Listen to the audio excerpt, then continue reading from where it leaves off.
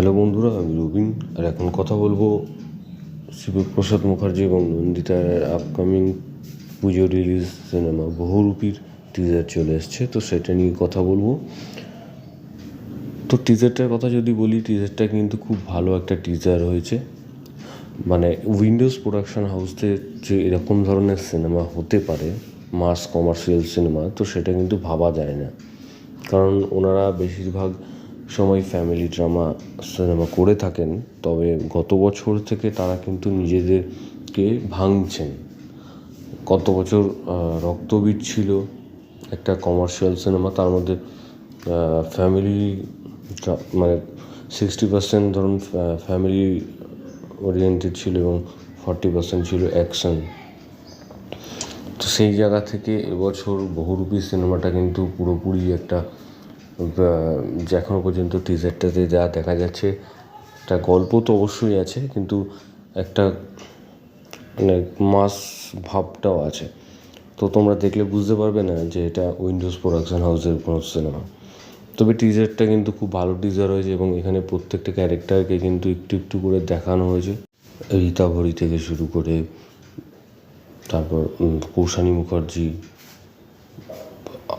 আবির চ্যাটার্জি, শিবপ্রসাদ মুখার্জি, প্রত্যেককেই দেখানো হয়েছে। তবে শিবপ্রসাদ মুখার্জি এবং আবিরের ক্যারেক্টারটাকে এখানে টিজারের মধ্যে রাখা হয়েছে।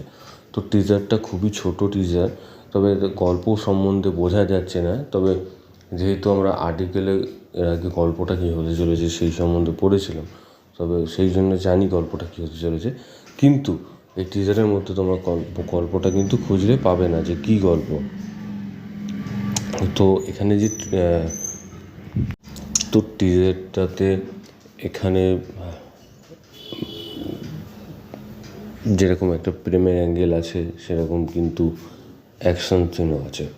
তো এখানে আবির চট্টোপাধ্যায়কে আমরা একটা পুলিশের ক্যারেক্টারে দেখতে পাচ্ছি এবং শিবপ্রসাদ মুখার্জিকে এখানে আমরা দেখতে পাচ্ছি, তাকেও কিন্তু বেশ ভালো লাগছে। এবং যেভাবে ট্রিটমেন্ট করা হয়েছে টিজারটা দেখানো হচ্ছে, তো খুব ভালো একটা টিজার হয়েছে এবং এর বিজিএমটাও দারুণ বিজিএম হয়েছে।